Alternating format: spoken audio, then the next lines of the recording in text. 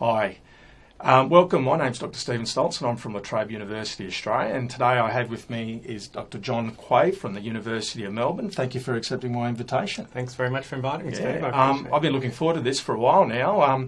For those of you who are not familiar with John's work, John's written quite extensively about experiential learning, and so I thought this would be a really good opportunity to kind of unpack this concept. And so let's get into this, John. So why is experiential learning important? Well, Steve, I think when we think about education, we're really thinking about human beings, about people, so education's a human endeavour. So to understand it fully, we need to understand how human beings work in the world. And one term that we use to describe that is experience. So understanding experience is, if you like, a basis for understanding education. And when we're thinking about big issues like engagement, we're often dealing with understandings of experience that, in educational terms, especially today, don't seem to be, if you like, the flavour of the month. We've drilled down so much into issues of accountability and metrics, outcomes and things. We've sort of left the person behind. So this, experiential learning is important because we're taking into consideration experience and understanding that, which goes beyond just knowing, which we tend to connect with curriculum, and beyond just doing, which we tend to connect with pedagogy. So conversations in education are generally around curriculum and pedagogy, but it takes it to a deeper level, which is that of being. So who are the people that we're working with, and what are the worlds that we're helping to create that they inhabit in our educational institutions? So as a teacher, I'm moving beyond just working with curriculum. I'm moving beyond just working with pedagogy, but I'm doing both of those things as well. But I'm now also taking very much into consideration the person and an understanding of the person. Today it's almost counter-culture or, almost opposite to what the de rigueur message is in education, isn't it? So would you see yourself as going or swimming against the stream a little bit? Yeah, it's almost radical. Which is crazy, really, because it's not, because it's been around for a long time in terms of, circa Dewey. I always remember when I was an undergrad, the lesson plan templates had learning experience in the column. So I know it has a very rich history in terms of, the term learning experience. But how would you differentiate, say, learning experience from, say, experiential learning? Are they one and the same thing, or are they different? Well, there is the learning experience that you have in the classroom, and I use classroom fairly generically because that's often where we're working, but of course we can work outside the classroom. There's an important insight from John Dewey, which was that even in the classroom, people are having experience. So it's a certain type of experience. So often with experiential learning, we think, well, it's the opposite or very different from what's going on in the classroom. And it can be, but we can't lose sight of the fact that experience is happening in the classroom as well, and a certain type of experience. So that, I know we've got a diagram here, Steve. Yeah, sure. Could we flip Let's get to that, yeah. So, we talked about, knowing. So what is it that we want people to know? What's the content? We talked about doing, about how we come into contact with that knowledge and make sense of it.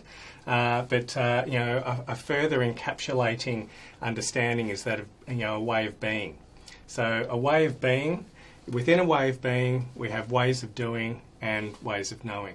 So if we think about this framework, then in a classroom there are ways of being as well. So, and the most common one, and it's a generalisation, but it is being a student. and being a student then in particular subjects. So if you're in secondary school as a student, you know that if you're in maths, certain expectations are there in relation to who you are, and certain understandings of what you need to do and what you need to know that are encapsulated within that. If you then move to, a history class, who you are in that class is subtly different. And, the ways of doing, there may be, you may be able to use labels to which make it seem as if the ways of doing are the same in maths and in history, like, writing into a notebook. But if you get to the more subtle detail there, often in history there's a lot more conversation than in mathematics, etc., which positions that knowledge in a certain way. It means something within those practices, within that way of being a person.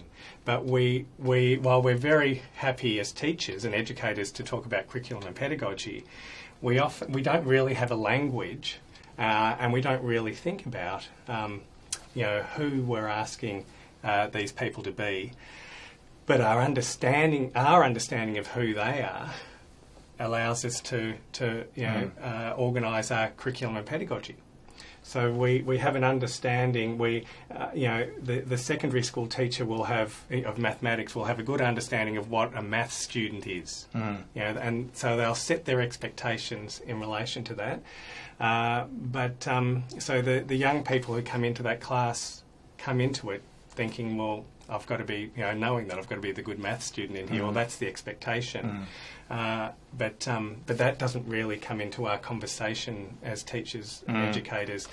And this point became clear to me when I was thinking about core academic curriculum, so subjects in the curriculum like mathematics, science, English, history, geography, etc. That are sort of core academic work, and others. But then when you contrast that with the co-curricular program that operates at schools, and we tend to sort of perceive that juxtaposition of curricular and co-curricular as if one is about knowing, the core curriculum is about knowing, and the other one's about doing. And you notice that in many schools, those programs don't actually talk to each other. We just have this separation between knowing and doing. So another way of thinking about that juxtaposition is that in both of those strands, we do work with being. So being a mathematics student, being a science student, being an English student, but being a member of the football team, being in the school production, being in the brass ensemble, all these co-curricular activities, as well as the core curriculum. So it gives us a language for looking at the school more holistically, recognising that there are ways of doing and knowing within the co-curricular, and that there are also ways of being associated with the core curricular subjects, but we don't often think of that way. And that's how the young people that if we're thinking about schools or universities or any educational situation, that's how the people that we're working with, we're positioning them in the present. So, time, there's an issue of time. But the present, with experiential learning, there's an important issue of, the present and the future.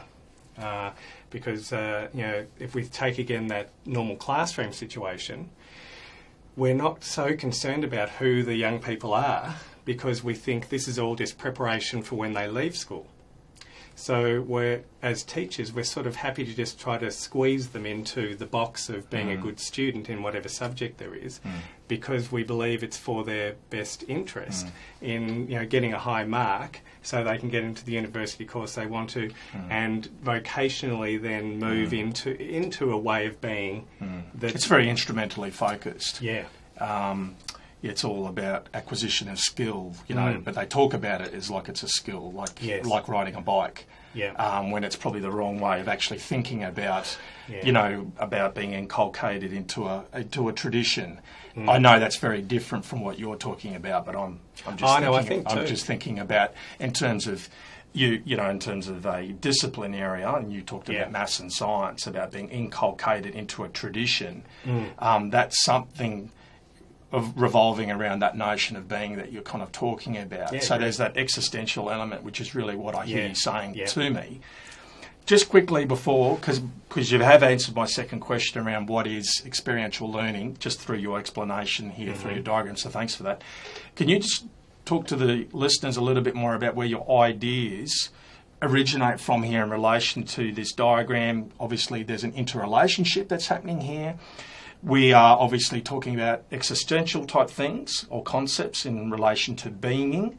So if you just talk a little bit about that for those people out there a little bit unsure about this concept of being, because I'm sure there'd be a lot of people who may be a little bit sceptical and go, look, this is very abstract, this is very esoterical, and that will just kind of get us to our next question as well. So, Yes, being's an interesting word. And when I use it, I mean it in an active sense. So it's like being, it's more like a verb than a noun. So so we are being. It's not a state. It's not a fixed state. No, not a fixed state at all. And being, we think of human beings. We tend to use being, when we use the plural, it becomes more a noun. Maybe one other way to think about it is, being human. But in being human, that there's many ways to be a human being. So we could be as we said, a good mathematics student. We could be a good football player. We could be a good, or we could be, even taking out the word good, trying to qualify it like that. We could be a teacher, a teacher of mathematics. We could be academics working at university. We could be, thinking back to the school situation, when young people go on school camp, all the different ways of being that are on offer there. A myriad of ways of being sort of in that sort of rich setting. So and then you move outside of sort of school itself and think of all the ways of being a person that young people are at home, and they're a sibling, they're a son or a daughter. Yeah, there's clear correlations and crossover with sociology in terms of, where people occupy certain spheres in their lives, and that we move from spheres to spheres. For example, I'm a husband, married with 4 children, and then obviously I, moved from a family sphere to a working sphere, so on and so forth. So you're moving between, and so that yourself, who you are in a general sense, is constituted by these. And as we get older, our repertoire of ways of being a person expands. And I think especially around those middle school years, that's where young people, their purpose is, in a sense, to expand their repertoire of who they are. And that's where we let them down a bit at school, where we more focus them on just learning more disciplinary knowledge, in a sense. Many schools now, in those middle school years, have electives, and in order to sort of try to cater for young people's interest in moving beyond the normal curriculum, but not necessarily a theoretical framework for understanding why it is that they're doing that. So, in a lot of ways, those electives, and they're rich and interesting, are setting up ways of being a person that do connect with young people, in their more open and everyday and rich lives. So rather than say being a mathematics student, which is sort of set up so that we can focus on this mathematical knowing, we set up subjects, electives that do connect with young people, but we forget this bit and we tend to think these electives are really more about doing, whereas all of this is in play at the same time. See, I think a lot of the reason why there's a focus, if you like, here in the ways of doing is more a case of because it can be measured. In the performativity culture of education today, it's easily measurable. Well, we'd like to think it's easily measurable anyway. And so I can understand why there might be a disproportionate focus on that. But look, we're digressing a little bit there. And I was being intentional too, by the way, in terms of those sociological spheres, because obviously there's a very strong existential element when I'm a member or belong or part of a particular tradition or a sphere. There's a very strong existential element. So, of course, I was being intentional there. I agree. Now, let's move on, because I'm conscious of the time. Now, for those skeptics out there, or those pre-service teachers, or anyone who's just a little bit unsure here, let's just get to this next question and we'll finish up here. And then this is kind of like an application type question. So how can we connect understandings of experiential learning with educational practice? So maybe this is for those kind of teacher practitioners out there, or those pre-service teachers or whatever, who just want you to try and, well, not try, want you to make that connection for them. Well, I think that when we're thinking about experience and thinking about education, it's the unit level that really is the most open to working with. If you take it down to the lesson level, it's a little bit too small. And I see many pre-service teachers who are tasked with just developing lessons who who fall back on classroom management in order to achieve the success of that lesson in a way. So the lesson is structured so that the students can acquire a certain amount of content, and in order for that to happen, then we use classroom management. But if we take a step back to the unit level, we can think much more clearly about a progressive, over time.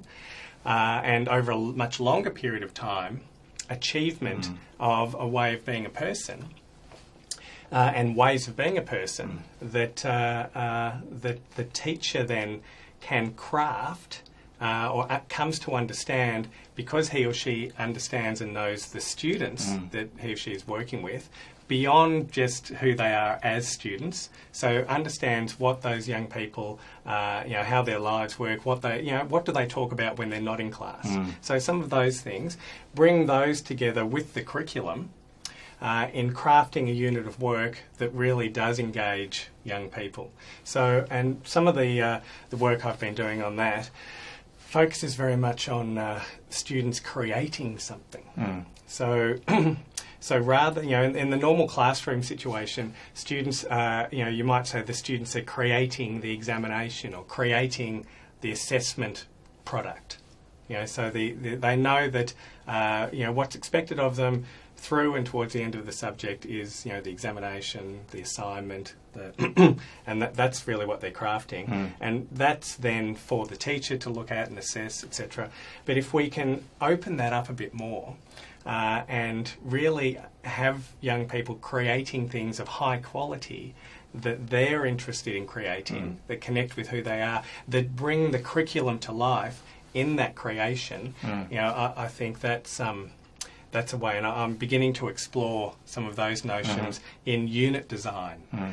So beyond inquiry learning, beyond backwards by design. We've been talking about them as creativity units, so moving there. So, and in one spot I speak about a three-dimensional sort of understanding of learning. So rather than normally when we portray our curriculum, it's sort of in two dimensions, scope and sequence, and the person appears in that scope and sequence in a very limited way as grade 6 person. So grade 6, they're going to be doing this knowledge and it's going to unfold in this way. So very sort of epistemic in its focus. But if you do bring the person in a richer sense, so understand who they are and who you're asking them to be, and that can be crafted through the unit, then I've sort of used the analogy of 3 dimensions. So, and 3D, as we know, different to 2D, sort of brings things to life more. Now, with about the minute we've got left, because we've got a little bit over time, and that's okay, because I thought we would, and I have no problems with that. But let's just finish. Now, we have just I've just taken some of your latest published literature for those people who are interested to explore or do some further study or reading around your reading of experiential learning. Could you maybe just point a few pieces of literature or your works that would be useful for people to explore in about a minute, if possible? Sure. Well, where I would start is with Understanding Life in School, that book. Chapters 3 and 4, what I've done in that book is bring together students' experiences of school camp with their experiences of being back at school in subjects, in sport, in school production, in music, etc. So looking at the whole picture of school from the perspective of a group of young people who actually live it. So they're the ones who move through school. Teachers' perceptions of school, or teachers' positioning in school isn't the whole picture. The only people who really move through the whole thing are young people. And chapters 3 and 4 of that book are very descriptive in a narrative sense, capturing the experiences of young people in those settings through the lens of ways of being. So if you're looking to sort of try to understand a bit further what we've been sort of talking about today, those chapters are good. And then around those chapters are a little bit more theory that explains some of the work on being, doing and knowing. The work on creativity units is something that we're doing now. So we haven't actually published on that. Yeah, sure. In terms of the purposes of education and deeper understandings of that, this book, Education, Experience and Existence, while the bulk of that book is fairly heavy philosophy, the last chapter does draw on some ideas to do with that connect much better back to the school. And the others are perhaps a little bit more philosophical. Sure. But aspects of this discussion are worked into those, and so there might be something in there to help. Well, we might leave it there. Thank you for your time. I appreciate you coming in. Thanks, Dave. And that's it from us today. Thank you very much.